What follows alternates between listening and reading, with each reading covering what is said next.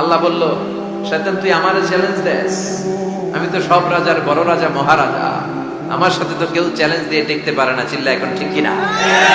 শয়তান তুই চ্যালেঞ্জ দিলি। শয়তান আল্লাহরে বলল, মাবুদ এত জান্নাত বানিয়ে কি লাভ, আপনার একটা বান্দারও জান্নাতে ঢুকাতে পারবেন না।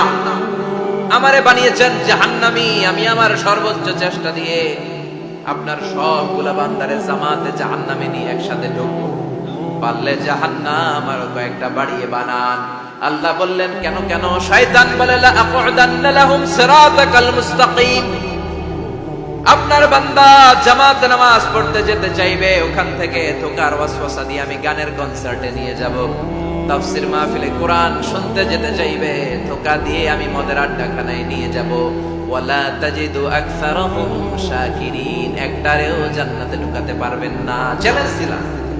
আল্লাহ বলল, শয়তান তুই আমারে চ্যালেঞ্জ দেস, আমি তো সব রাজার বড় রাজা মহারাজা, আমার সাথে তো কেউ চ্যালেঞ্জ দিয়ে টিকতে পারে না। চিল্লা এখন ঠিক কিনা? শয়তান তুই চ্যালেঞ্জ দিলি, আমিও তোর চ্যালেঞ্জ দিলাম। ওয়া ইজ্জতি ওয়া জালালি ওয়া ইরতিফাই মাকানি, আমার ইজ্জতের কসম, আমার জালালিয়াতের কসম, আমার মহানত্বের কসম, আমার ক্ষমতা আর দাপটের কসম, আজীবন আমার বান্দা গুনাহ করবে, পাপ করবে, অন্যায় করবে, কোন এক তাফসীর মাহফিলে এসে চোখের পানি ছেড়ে যখন ক্ষমা চাইবে, আমি জীবনের সব গুনাহ মাফ করে দেব।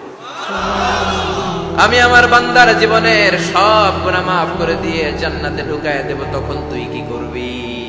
লা আগফিরান্না লাহুম মা দামু ইস্তাগফিরুনি, যতক্ষণ আমার বান্দা আমার কাছে ক্ষমা চাইবে, আমি আমার বান্দার জীবনের সব গুনাহ মাফ করে দেব। সুবহানাল্লাহ পড়ে।